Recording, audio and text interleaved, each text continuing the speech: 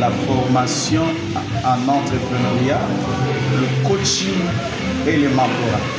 Voilà donc, ce sont ces trois éléments-là. Donc, on a besoin de former les entrepreneurs, on a aussi besoin de former les coachs, mais aussi les mentors. Les entrepreneurs, ce sont ceux-là qui sont porteurs d'idées. Ce sont les porteurs d'idées d'entreprise. Ils sont nombreux à travers la ville. Ces gens-là, il leur manque des connaissances et des compétences pour matérialiser leurs idées. En deuxième lieu, nous aurons besoin de former des coachs. Les coachs, ce sont déjà des entreprises qui sont implantées, qui fonctionnent, mais qui tâtonnent.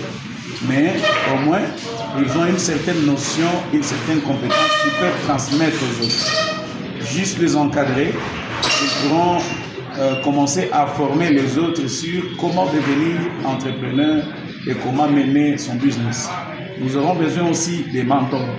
Ce sont des modèles, des gens qui ont réussi dans les affaires, que des gens peuvent imiter, ceux-là qui sont en train de commencer. Donc c'est ces trois catégories de personnes que nous voulons former. Des entrepreneurs, des coachs qui seront formateurs de formateurs, mais aussi des mentors. Devriez, nous qui habitons, penser sur notre avenir. On est vraiment menacé de partout. Quand je vois les cours de l'Obito être lancés, quand je vois la route qui est la Balanda, qui mène directement vers la Zambie, c'est un raccourci. Quand je vois la douane de Kassenga, je me dis, si tous ces dispositifs au niveau de notre région fonctionnaient, la flotte que nous avons ici diminuera. Et ça peut bouger sur le plan économique. Nous allons commencer à vivre beaucoup plus avec les commerces transfrontaliers qui n'apportent pas trop. C'est vrai que ça nous fait vivre, mais le gros des revenus, ce sont les déclarants, ce sont les transporteurs qui vont sensiblement diminuer. Alors, il nous faut créer des entreprises. Nous devons être productifs pour qu'on soit autonome sur le plan économique. À cela, si nous nous attendons à ce qu'il y ait des gens qui vont prendre l'initiative, nous allons attendre longtemps. C'est comme ça que la FEC a vraiment pensé en s'associant avec l'incubateur et on a fait appel à un cabinet de spécialistes parce que nous l'avons trouvé au niveau de l'UNILU. C'est un grand noyau qui est en train de former au niveau régional.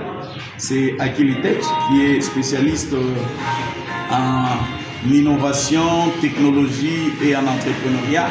Ils seront avec nous pendant environ 15 jours. C'est une session qui sera répartie en 3, donc 4 jours, 4 jours, 4 jours. Il y aura aussi des masterclass qui vont être organisés. Et ce qui est avantageux, c'est que ceux-là qui seront formés seront accompagnés pendant 2 ans. Donc vous venez, vous suivez la formation et on ne vous laisse pas, on ne vous abandonne pas. D'abord, la formation sera certifiée, donc Akilitech va certifier tous ceux-là qui vont suivre la formation et ceux-là qui vont se démarquer, ils seront retenus au sein de l'incubateur pour continuer à former les autres. Donc c'est une formation de formateurs que nous allons lancer d'ici lundi. La question c'est que vous devez venir vous inscrire. L'inscription c'est à 20 $. Selon le profil de la personne, nous allons voir si il méritait de suivre uniquement la formation en entrepreneuriat ou son profil peut répondre au coaching ou au mentorat. Les restes des conditions, quand les gens arriveront sur place, au niveau de la FEC, l'incubateur est placé à côté de la FEC.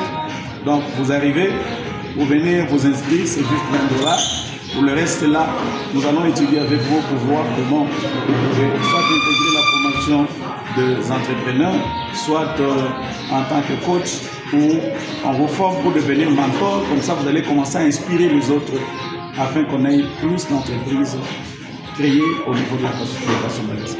On est concernés, mais beaucoup plus les porteurs d'idées.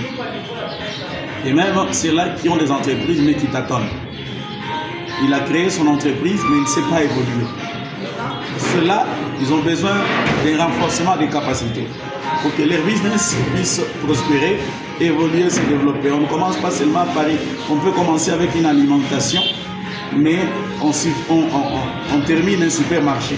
Comment on ne sait pas évoluer? On a 5 ans, on a 10 ans dans les business, on ne sait pas évoluer. Donc eux sont aussi concernés.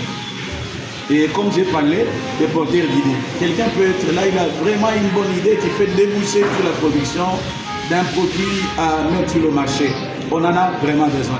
Les agriculteurs, beaucoup plus, sont concernés. Je parle d'agriculteurs parce que ce sont ces agriculteurs-là qui mettront sur les marchés des matières et qui peuvent être transformés. Comme ça, nous avons une autonomie, tant sur le plan agricole et presque sur tout le plan économique. Nous avons besoin de notre autonomie. On dépend totalement de la Zambie, surtout de Kasumbalesa. Les initiatives sur le plan agricole sont à compter au bout des doigts. Donc, on les fait comme si c'était un passe-temps.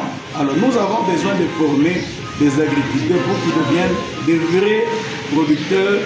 Les gens qui peuvent nourrir Kasumbalesa, et pourquoi pas. Parce que si nous avons des gens qui quitteront le bon marché pour prendre la farine à Kasumbalesa, que nous-mêmes avons produit, nous avons réussi. Même si la douane essayait de bouger, nous allons nous maintenir et les gens peuvent toujours continuer à construire Kasumbalesa. Les questions commencent le lundi 28 juillet. Lundi, mardi, mercredi, jeudi, c'est la première phase de 4 jours. On prend la pause d'une semaine. Quand ils reviennent, c'est encore 4 jours. Donc, on aura 12 jours de formation. Et puis, il y a des jours de masterclass qui seront, des séances de masterclass qui seront programmées. Donc, nous serons là le lundi. Ici, au bureau de la FEC, c'est là que se tiendra la formation. Nous ne réunissons que 20 personnes. Donc, les inscriptions avaient déjà commencé. Nous avons besoin de 20 personnes. Si vous êtes là, donc nous faisons appel à tout le monde.